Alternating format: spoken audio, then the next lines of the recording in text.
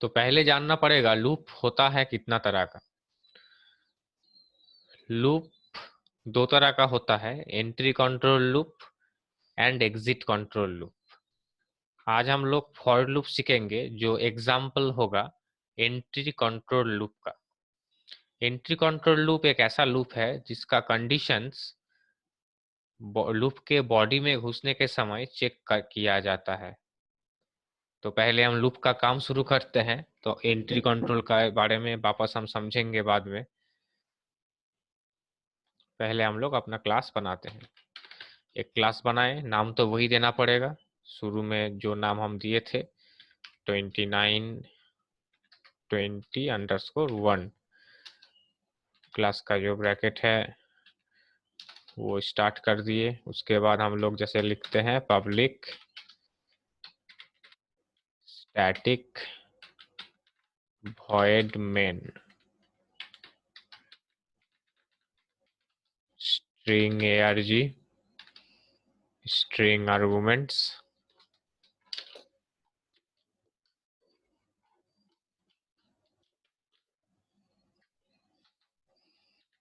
उसका ब्रैकेट। तो हम एक इंटीजर डिक्लेयर करते हैं आई। आई एक वेरिएबल हम बना लिए लूप का। अब फॉर लूप स्टार्ट करते हैं। For I equal to 1, I less than equal to 10, I plus plus. तो ये लूप का जो पहला पार्ट है आई इक्वल टू 1, इसको कहा जाता है इनिशियलाइजेशन। आई इक्वल टू 1 जो लिखा हुआ है इसको कहा जाता है इनिशियलाइजेशन, मतलब लूप का स्टार्टिंग पोजीशन। कौन सा पोजीशन से लूप हम स्टार्ट करने वाले हैं उसको इनिशियलाइजेशन कहा जाता है। उसके बाद सेमीकोलन के बाद, सेमीकोलन यहाँ पर सेपरेटर है, एक पार्ट को दूसरे पार्ट से सेपरेट करता है। उसके बाद लिखा हुआ है आई लेस देन इक्वल टू 10, ये है कंडीशन। ये लूप कब तक चलेगा? जब तक the value of I below 10 रहेगा तब तक ये लूप कंटिन्यू होगा। और उसके बाद है आई प्लस प्लस। ये आई प्लस प्लस है इंक्रीमेंट ऑपरेटर जो लूप को आगे लेके जाएगा। तो पहले क्या है, आई इक्वल टू 1 हम बोले यह है इनिशियलाइजेशन। कोई भी काम शुरू करने के पहले एक पोजीशन होता है जहां से हम शुरू करते हैं। जहां से हम वो काम शुरू करते हैं वो उस पोजीशन को हम लोग इनिशियलाइजेशन बोलते हैं, जहां से अपना काम शुरू होता है। जो भी काम हम लोग करते हैं वो काम to be continue life time नहीं करते। कोई काम एक दिन के लिए करते, तो कोई काम एक साल के लिए करते, कोई काम 10 साल के लिए करते। जैसे कि कंप्यूटर सीख रहे हैं तो कंप्यूटर एक जगह से सीखना शुरू किए, एक पर्टिकुलर पोजीशन से हम लोग कंप्यूटर सीखना शुरू किए। तो जिस जगह से हम लोग कंप्यूटर सीखना शुरू किए हैं उस जगह को हम लोग बोलेंगे इनिशियलाइजेशन। और ये जो कंप्यूटर का कोर्स हम लोग कर रहे हैं तो लाइफ टाइम जिंदगी भर तो नहीं करेंगे, एक शेड्यूल रहेगा, एक पीरियड रहेगा। फिलहाल जैसे कि क्लास 12 तक करना है। तो ये है कंडीशन, ये है कंडीशन जितना दूर तक मेरा ये लूप चलेगा, जो नेक्स्ट पार्ट है लूप का, ये है कंडीशन। कंडीशन 10 बार हो सकता है, 20 बार हो सकता है, लेकिन एक पर्टिकुलर कंडीशन तक मेरा लूप चलने वाला है। उसके बाद है इंक्रीमेंट ऑपरेटर। इंक्रीमेंट ऑपरेटर क्या करेगा, मेरे जो लूप से उसको आगे लेके जाएगा। जैसे कि कंप्यूटर क्लास शुरू जब किए, इनिशियलाइजेशन हो गया। अब एक कंडीशन है क्लास 12 तक मुझे पढ़ना है। अब एक के बाद एक क्लास होता जा रहा है तो क्लास इंक्रीमेंट हो रहा है, नॉलेज का इंक्रीमेंट हो रहा है, क्लास का इंक्रीमेंट हो रहा है। तो इसको इंक्रीमेंट ऑपरेटर कहा जाता है। ये जो कंडीशन चेक हो रहा है बीच में, ये कंडीशन एंट्री कंट्रोल लूप में पहले चेक हो जाता है। अगर कंडीशन मेरा सक्सेस रहेगा तब जाके हम बॉडी ऑफ लूप में घुस सकेंगे। अगर मेरा कंडीशन सक्सेस नहीं होगा तो हम बॉडी ऑफ लूप में नहीं घुस सकेंगे। जैसे कि यहाँ पर हम एक स्टेटमेंट लिखते हैं, system dot out dot println. हम एक स्टेटमेंट लिखते हैं RS स्वास्तिक फाउंडेशन। तो ये system dot out dot println, ये स्टेटमेंट का काम मुझे पता है। ये स्टेटमेंट क्या करेगा, लूप को छोड़ दो, आगे वाला हिस्सा को भूल जाओ। अगर सिर्फ इसको लिखेंगे system dot out dot println तो ये लाइन मेरा प्रिंट होगा, RS स्वास्तिक फाउंडेशन स्क्रीन में प्रिंट होने वाला है। तो ये है बॉडी ऑफ लूप स्टेटमेंट। ये स्टेटमेंट में हम तभी घुसेंगे जब मेरा कंडीशन मैच करेगा। फिलहाल आई का वैल्यू कितना है 1, और कंडीशन क्या बोल रहा है, क्या आई बिलो 10 है? ऑब्वियसली आई का वैल्यू बिलो 10 है। आई का वैल्यू तो फिलहाल 1 है और आई तो बिलो 10 ऑब्वियसली है, तो मेरा ये स्टेटमेंट जो है ये काम करेगा। आई का वैल्यू अगर 1 के जगह पे अगर हम 11 कर देते हैं, तो कंडीशन जब चेक होगा क्या आई बिलो 10 है, तो बोलेगा नहीं, इज नॉट बिलो 10। तो मेरा जो बॉडी ऑफ लूप है ये काम नहीं करने वाला। बॉडी ऑफ लूप तभी काम करेगा जब मेरा कंडीशन रन करेगा, कंडीशन मैच करेगा। कंडीशन मैच नहीं करेगा तो बॉडी ऑफ लूप रन नहीं करेगा। हम कंप्यूटर पढ़ाते हैं, कोई स्टूडेंट्स बोला कंप्यूटर पढ़ना है तो उसको एक्सेप्ट कर लिए, कंडीशन मैच करके एक्सेप्ट कर लिए। कोई आके मुझे बोला सर मैथ सीखना है, तो हम मैथ का क्लास नहीं करवाते, तो वो डिनाई कर दिया मुझे, नहीं ये हम नहीं करवा सकते, तो कंडीशन मेरा मैच नहीं हुआ, तो हम बॉडी ऑफ लूप मतलब मेरा क्लास में वो घुस नहीं सका। तो हम वापस आई का वैल्यू कर देते हैं 1।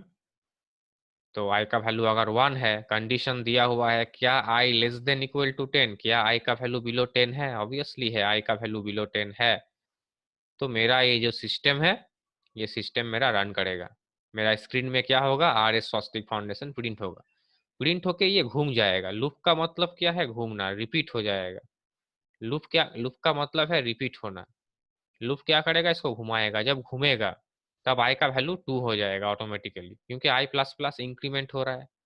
तुम लोग जब पहला क्लास करके घर जाते हो, नेक्स्ट डे जब आते हो तब वो 2 हो जाता है, वापस जब नेक्स्ट डे आते हो वो 3 हो जाता है।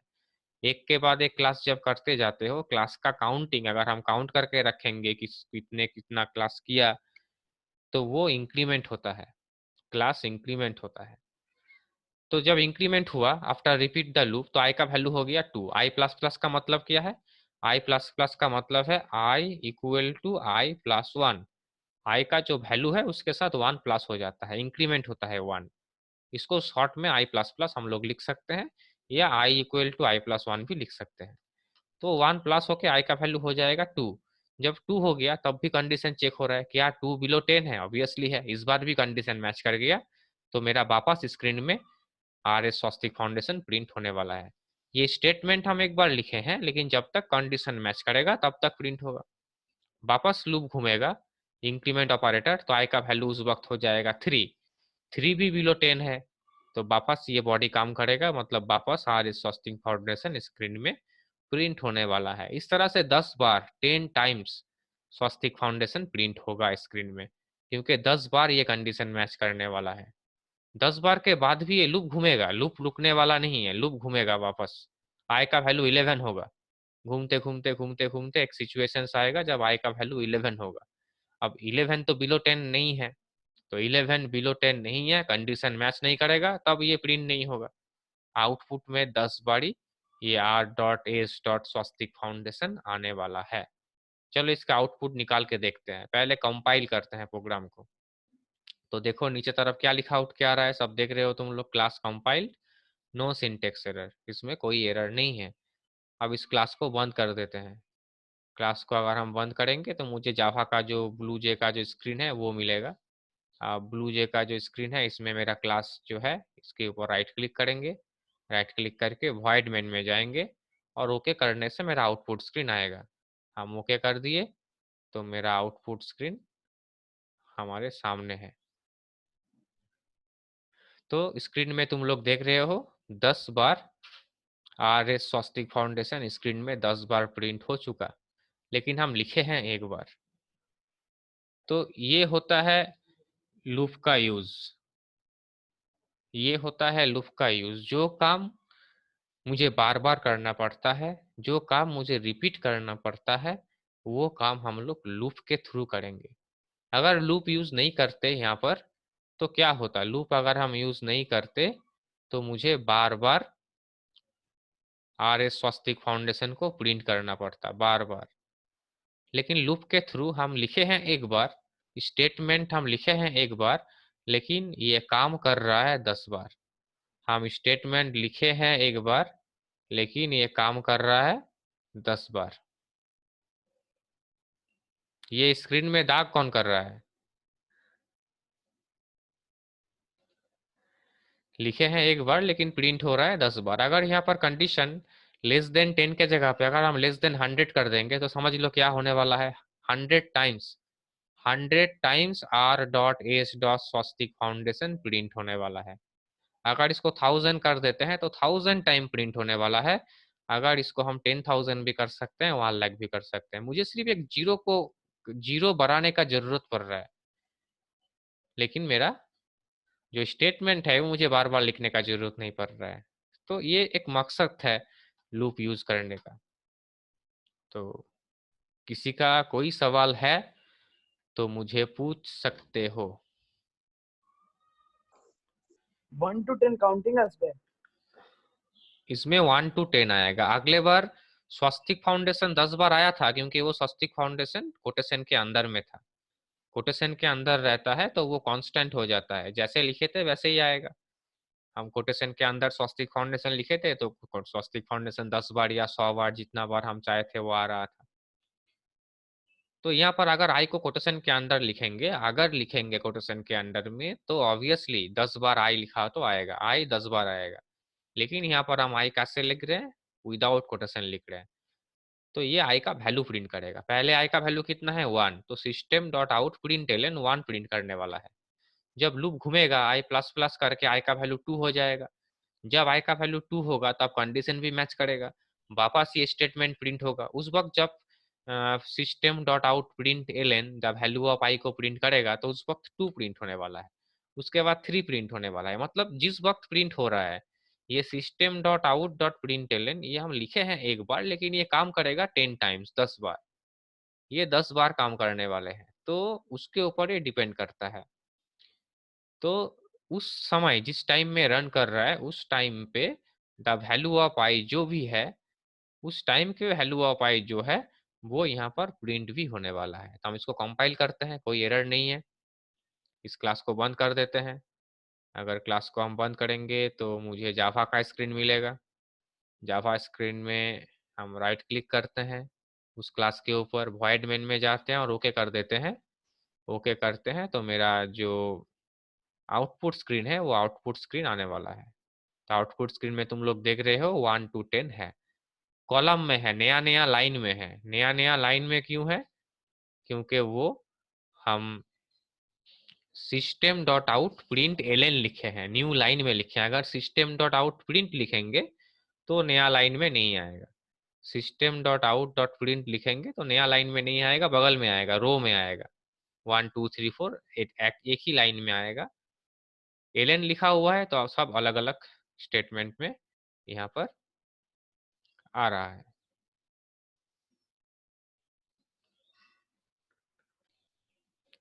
यहाँ पर जब प्रिंट होने वाला है, इस प्रिंट में अगर आई इंटू आई करेंगे तो वो मेरा सीरीज प्रिंट हो जाएगा जो हम बोल रहे थे, वो सीरीज मुझे मिल जाएगा।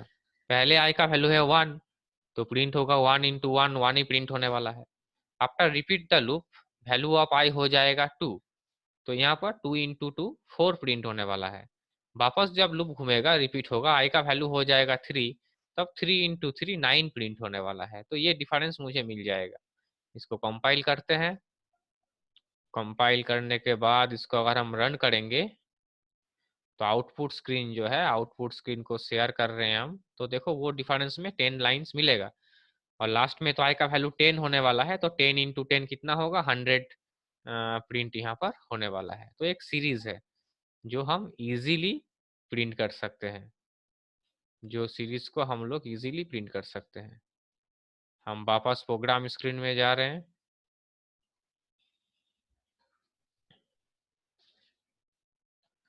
तो ये था मेरा सीरीज प्रिंट करने का प्रोग्राम। नेक्स्ट जो सवाल है मेरा, उसमें प्रिंट करना होगा 0। पहला जो प्रिंट आएगा वो है 0, उसके बाद आएगा 3, उसके बाद आएगा 8, उसके बाद इस तरह से 10 बार मुझे चाहिए।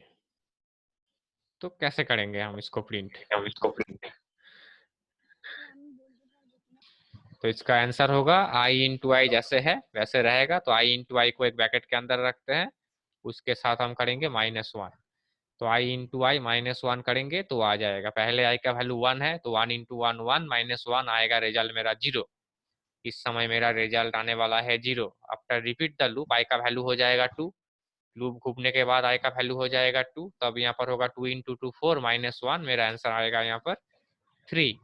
वापस जब लूप घूमेगा i का वैल्यू हो जाएगा 3, तो यहाँ पर i इंटू आई मतलब 3 इंटू 3 हो जाएगा 9 -1, यहाँ पर आंसर आने वाला है 8। तो इस तरह से ये रिपीट होगा। हम इसको और रन नहीं कर रहे हैं, हम नेक्स्ट सवाल में चले जाते हैं। मेरा नेक्स्ट सवाल, मुझे प्रिंट जो चाहिए वो मुझे चाहिए 1, उसके बाद चाहिए 2, उसके बाद चाहिए 9। इस डिफरेंस को मुझे 10 बार प्रिंट करना है, इस डिफरेंस को मुझे 10 बार प्रिंट करना है। तो बहुत अच्छा आंसर दिया है प्रत्याशा ने। इस वक्त हम क्या करेंगे, आई का जो इनिशियलाइज वैल्यू है इस वक्त हम 0 कर देंगे, क्योंकि आई का इनिशियलाइज वैल्यू अगर 0 नहीं करेंगे तो मेरा प्रॉब्लम हो जाएगा। और भी चेंजेस है, क्या चेंजेस है, आई लेस देन इक्वल टू 10 नहीं होगा, आई लेस देन 10 होगा। लेस देन इक्वल टू 10 अगर रहता है तो 11 टाइम्स प्रोग्राम रन कर जाएगा। ऐसे गलत नहीं है, लेकिन क्वेश्चंस के हिसाब से गलत हो जाएगा। मुझे तो क्वेश्चंस में क्या बोला गया था, 10 टर्म्स बोला गया था। अगले बार इनिशियलाइज वैल्यू 1 था, 1 से लेकर 10 तक तो 10 बार आउटपुट आ रहा था। इस बार 0 से लेकर 10 तक मतलब 11 टाइम्स आउटपुट आ जाएगा मेरा।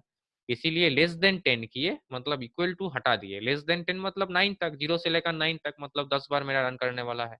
तो मेरा कोई गलत नहीं रहेगा, कुछ भी गलत मेरे साथ नहीं होगा।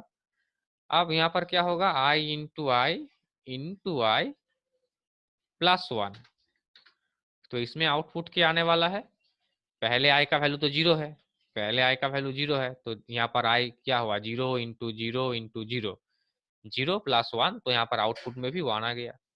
जब लूप घूम गया, लूप घूमने के बाद आई का वैल्यू कितना हो गया, लूप घूमने के बाद आई का वैल्यू इंक्रीमेंट होकर 1 हो गया। तो प्रिंट क्या होने वाला है, प्रिंट होने वाला है 1 इंटू 1 इंटू 1, 1 +1, मतलब आउटपुट में आने वाला है 2। वापस जब लूप घूमेगा, इंक्रीमेंट होके आई का 1 जो था इंक्रीमेंट होके +1 होके 2 हो जाएगा। इस वक्त क्या प्रिंट होने वाला है, 2 इंटू 2 इंटू 2 मतलब 8 +1, यहाँ पर 9 प्रिंट में आने वाला है। तो ये होता है सीरीज का मैथ। सीरीज जितना करोगे उतना तुम्हारा जो ब्रेन है वो शार्प होगा, और भी प्रोग्राम और भी मैथ करने में मदद मिलेगा। ये लूप का कॉन्सेप्ट है, सीरीज से लूप का कॉन्सेप्ट मिलता है। जितना सीरीज करेंगे उतना लूप को समझेंगे, उतना प्रोग्रामिंग में बेटर हम कर सकेंगे। कुछ भी प्रॉब्लम होगा तो मुझे व्हाट्सएप करो, प्रॉब्लम लिख के हम कॉल कर लेंगे।